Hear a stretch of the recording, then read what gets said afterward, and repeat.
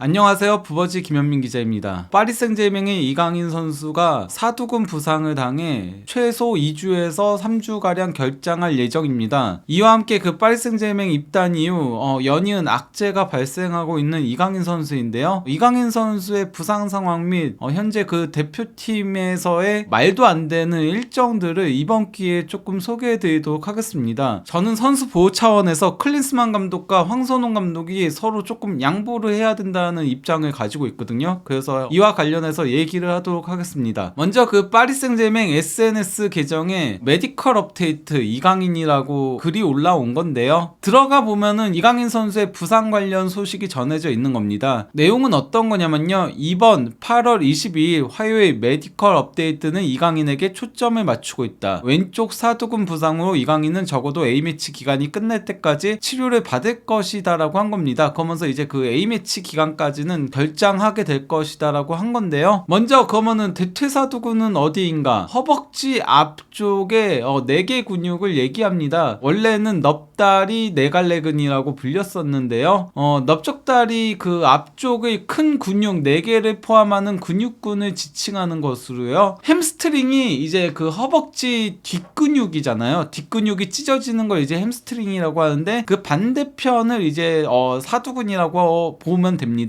그러면은 이제 그 이강인 선수의 부상 기간은 8월 23일부터 A매치 기간까지라고 했으니까 9월 13일까지 3주인 거거든요. 근데 이제 그 사두근 같은 경우는 기본적으로 3주 결장을 하는 편입니다. 햄스트링이랑 이제 그 결장 기간이 비슷하다라고 할 수 있죠. 그 그리즈만 선수가 2020년 7월 12일경에 사두근 부상을 당해서 이제 그 8월 3일까지 3주간 결장했던 거였습니다. 저 때는 이제 그 바르셀로나 소속이었죠. 그리고 또 이제 이강인 선수 동료인 은바페 선수가 이제 그 2020년 4월 말에 사두근 부상을 당했는데요. 이때는 이제 10일 결장을 했습니다. 이거는 경미한 사두근 부상이어서 10일 정도 결장한 거라고 보면 됩니다. 실제 당시 파리 생제맹 감독이었던 포체티노 역시도 이제 은바페에 대해서 사두근 부상을 당했다라고 하면서 우리는 이게 그렇게 심각하진 않다라고 생각한다고 말을 했었죠. 다만 이제 그 사두근 부상도 인대를 손상 입거나 하는 등의 조금 심각한 상태가 된다면은 장기 결장하게 되는 건데요. 이거는 이제 또 다른 그 이강인 선수의 동료인 덴벨레의 사례인 겁니다.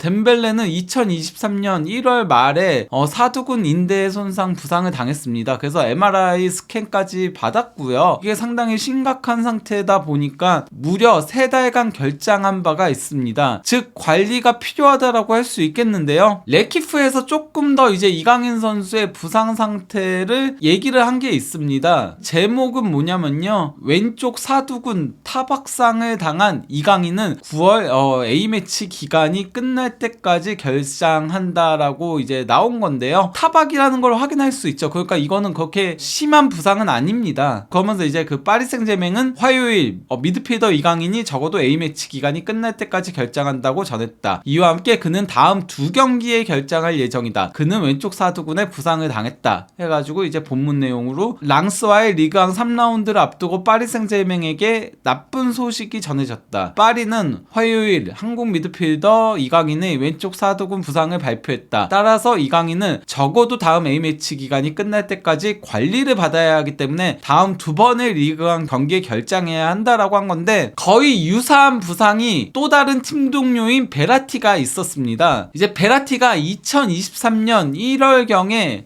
사두근 쪽에 타박을 당한 거예요. 완전히 똑같죠. 문구가 그 이강인 선수랑 똑같은데 이때 그 14일 2주 결장을 했습니다. 즉 이강인 선수의 기본적인 부상 기간은 2주에 가까울 걸로 보입니다. 다만 이제 곧바로 A매치 기간이 이어지니까 그때까지 이제 회복에 집중을 하겠다는 거죠. A매치 기간에 또 한국까지 날아가서 뛰게 되면은 부상이 악화될 위험성이 있는 거니까요. 이강인 선수의 이제 부상이 수요일날 시작이면은 수요일날 끝날 거 아니에요. 2주 간이면은 그렇게 되면 A매치 기간이 이미 시작된 시점이라고 할 수 있으니까, 그래서 이제 보호 차원에서 A매치 기간을 쭉 빠지면서 관리를 시키겠다는 얘기인 겁니다. 이게 바로 이제 레키프에서도 관리를 받아야 한다라고 한 거고요. 그리고 이제 결장은 2경기 결장이라고 한 건데요. 이강인 선수가 빠지는 2경기 동안 이제 파리 생제맹은 랑스와 올랭피크 리옹을 만나게 됩니다. 랑스는 지난 시즌 프랑스 리그왕 2위 팀이었고요. 파리 생제맹에 이어서 2위를 기록하면서 깜짝 돌풍을 일으켰죠. 그리고 이제 리옹은 전통의 명가라고 할 수 있죠. 그렇기 때문에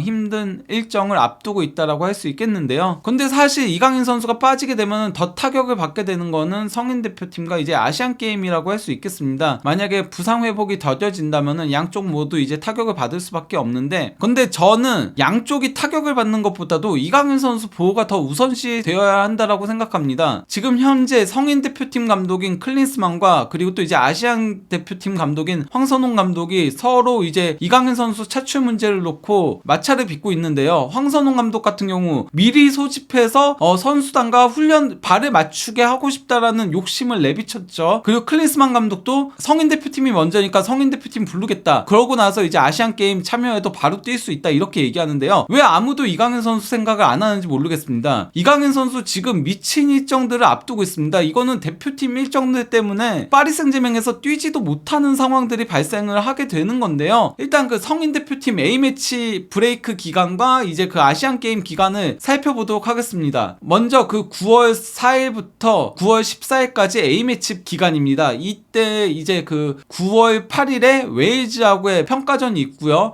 또 이제 9월 13일에 사우디하고의 평가전이 있습니다. 다만 이 2경기는 유럽에서 있는 평가전이다 보니까 유럽 선수들한테는 조금 수월하다라고 할 수 있겠죠. 웨일즈전은 이제 그 웨일즈 카디프 시티에서 열리고, 사우디전은 잉글랜드 뉴캐슬에서 열리니까요. 근데 문제는 이제 아시안 게임을 참가하게 된다면은 이강인 선수가 16일 리그 경기를 소화하고 나서 곧바로 이제 넘어와야 된다는 거거든요. 그러고 나서 이제 그 9월 19일에 쿠웨이트와의 아시안 게임 조별리그 첫 경기가 있고, 그 다음에 태국과의 2번째 경기가 있고, 그리고 이제 바레인과의 3번째 경기가 있는데, 사실 이만한 조에서, 그것도 한국 대표팀이라면은 조별리그는 이강인 선수 없이도 통과해야 됩니다. 손흥민 선수도 그 조별리그 첫 경기는 빠졌었잖아요. 근데 황선홍 감독은 조별리그 다 뛰게 하겠다를 넘어서 조별리그 이전에 미리 소집하겠다는 입장을 내비치고 있는 거죠. 그러고 나서 이제 9월 27일에 16강전이 있고요. 만약에 그 조 1위로 올라가게 되면은 27일입니다. 이거 조 1위로 못 올라가면 문제 있는 거니까요. 조 1위로 올라간다라고 가정을 하겠습니다. 그리고 이제 10월 1일에 8강전이 있습니다. 그리고 10월 4일에는 준결승전이 있고, 우리나라가 이제 그 결승까지 올라가게 된다면은 10월 7일까지 결승전을 치러야 되는데요. 문제는 아시안 게임이 끝나자마자 또 곧바로 A매치 기간이 시작된다라는 겁니다. 정확하게 따지면 10월 9일부터 A매치 기간인 건데, 이강인 선수는 결승전까지 뛰게 되면은 10월 7일 8일 그 리그 한 경기 못 뛰게 되는 거니까, 그러면은 곧바로 또 이제 A매치에 참가를 해야 되는 거예요. 한국으로 또다시 넘어와서 10월 13일 튀니지와 평가전을 치르고요. 그리고 또 이제 10월 18일에 아직 이거 상대가 정해지지 않았습니다. 또다시 이제 A매치 경기를 치러야 됩니다. 이 2경기 다 평가전이에요. 그러면은 이거는 최소 부르지 말아야 합니다. 클린스만 감독이 생각이 있다면은 아시안 게임에 뛴 선수 다시 성인 대표팀 부른다? 이거 자살행위입니다. 만약에 저 10월에 그 A매치 기간에 클린스만 감독이 이강인 선수를 호출한다면은 저 정말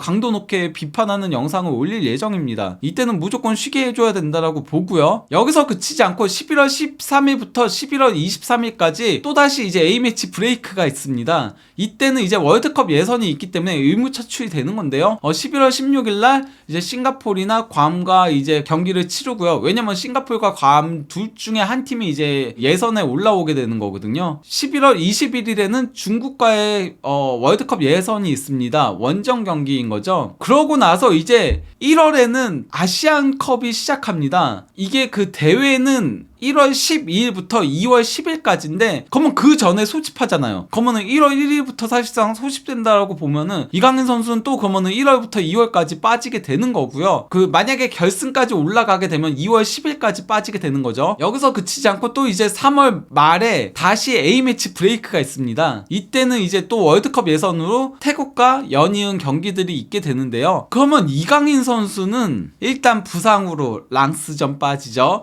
리옹전 빠지죠. 이렇게 두 경기 빠지는 거 확정됐습니다. 여기에 더해 만약에 곧바로 이제 아시안 게임에 참가하게 된다면요. 니스전 빠지죠. 마르세유전 빠지죠. 클레르몽전 빠지죠. 그리고 스타드렌전 빠지게 됩니다. 게다가 이 사이에는 챔피언스 리그 경기들도 포함이 되어 있죠. 여기서 그치지 않고 또 이제 이렇게 혹사를 당하면은 또다시 부상 위험이 있는 거잖아요. 그리고 또 아시안 게임에서 A매치까지 연달아서 소화한 선수가 곧바로 가서 스트라스부르전에 정상적으로 나올 수 있을까요? 그거 자체도 의구심이 있죠. 거기다가 제가 이거는 올해 일정만 넣은 건데 또다시 1월에는 아시안컵에 빠지게 되고 이런 것들 고려하면은 이강인 선수는 파리 소속으로 거의 뛰는 경기가 없게 되는 거예요. 거기다가 여기저기 불려다니면서 혹사당하면은 부상이 심각해질 위험성이 있는 건데 제가 가장 대표적인 사례를 얘기해 드리도록 하겠습니다. 페드리 있잖아요. 페드리가 이제 2021년 여름에 죽음의 일정을 소화했어요. 이때 다들 미쳤다라고 얘기했어요. 어떤 거냐면요. 유로 2020 본선을 치렀고요. 이때가 이제 코로나 때문에 1년 연기가 됐잖아요. 대회 자체도 늦게 연기가 됐었는데요. 그래서 2021년 여름에 유로 2020을 소화하고 나서 곧바로 도쿄로 넘어가서 올림픽까지 소화를 했습니다. 심지어 그때 스페인은 결승전까지 올라갔습니다. 그러고 바로 페드리가 이강인 선수와 똑같은 사두근 부상을 당한 겁니다. 사두근은 햄스트링과 거의 비슷한 구역이다 보니까 햄스트링 부상으로도 표기를 하기도 하는데 사두근 부상을 당해서 원래 처음에는 11일 부상이 떴어요. 타박이라는 거죠. 그랬는데 이게 심각해지면서 무려 102일을 추가적으로 결장하게 된 겁니다. 총 4달을 결장하게 된 셈인데요. 이강인 선수도 이렇게 되지 말라는 법이 없어요. 지금 일정들을 보면 말도 안 되거든요. 그러니까 페드리의 사례를 피해야 된다라는 소리인 건데요. 원래 이강인 선수는 파리 이적 이전까지만 하더라도 부상이 거의 없었던 선수였어요. 발렌시아에서 근육 부상으로 34일 한 달가량을 빠진 걸 제외하면은 그 이후에는 코로나로 3경기 결장이 전부였습니다. 그 정도로 부상은 없었던 선수라고 할 수 있겠는데요. 근데 이제 파리에 이적해 오자마자 이강인 선수가 르 아브르와의 첫 평가전에서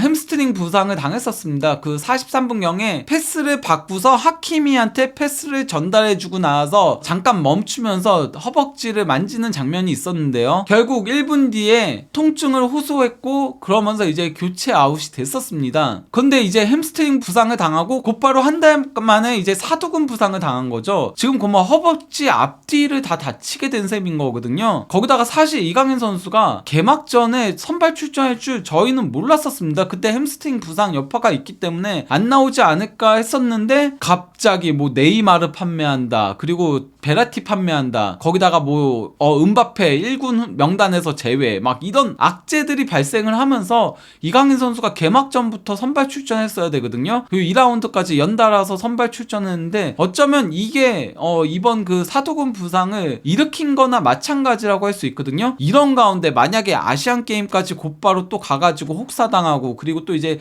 A매치까지 혹사당하게 된다면은 이강인 선수가 더 심각해질 수가 있고요. 물론 국가가 부른다면 선수가 거기에 응해야 되는 건 맞죠. 근데 더 장기적인 미래를 볼 필요성도 있습니다. 즉 아시안 게임 저 가야 된다라고 생각합니다. 하지만은 조별리그 넘기고 토너먼트부터 부르는 것도 방법입니다. 그리고 클린스만 감독도 10월은 평가전이잖아요. 11월은 그러니까 월드컵 예선이니까 어쩔 수 없다고 하더라도 10월은 평가전이니까 이때는 이강인 선수 부르지 말아야 한다라고 생각합니다. 부디 황선홍 감독과 클린스만 감독이 선수의 미래를 위해 현명한 선택을 내려주기를 간곡히 요청하는 바입니다. 그러면은 이쯤에서 이번 영상을 마무리하도록 하겠습니다. 감사합니다.